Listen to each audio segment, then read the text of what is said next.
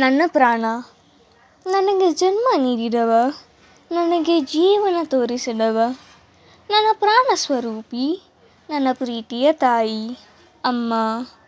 ಅಮ್ಮ, ನೀನು ಯಾವಾಗಲೂ ನಗು ನಗುತ್ತಾ ಇರುವೆ, ನಿನಗಿರುವ ದುಃಖವೆಲ್ಲವನ್ನು ಮುಚ್ಚಿಡುವೆ. ಯಾಕಮ್ಮ ನೀನು ನಿನ್ನನ್ನೇ ಚಿಂತಿಸ್ತೀಯ ಎಂದು ಕೇಳಲು ನಾನು ಸಮಯ ಮಾಡಲಿಲ್ಲ. ನನ್ನ ಸುಖ ಸಂತೋಷದಲ್ಲೇ ನೀನು ಬಾಳುವುದು, ನಿನ್ನ ಬಾಳನ್ನೇ ನನಗೋಸ್ಕರ ಇಟ್ಟಿರುವೆ. ಆದರೆ ನಾನು ನಿನ್ನ ಬಗ್ಗೆ ಯೋಚಿಸಲಿಲ್ಲ, ನಿನ್ನ ಮಹತ್ವವನ್ನು ಗುರುತಿಸಲಿಲ್ಲ. ಅಮ್ಮ, ನೀನೇ ನನ್ನ ಲೋಕ ಎಂದು ನಿನ್ನಲ್ಲಿ ನಾನು ಹೇಳಲು ಯಾಕೆ ಎಷ್ಟು ತಾಮದ? ನಿನ್ನನ್ನು ಬಿಟ್ಟರೆ ನಾನು ಯಾರು?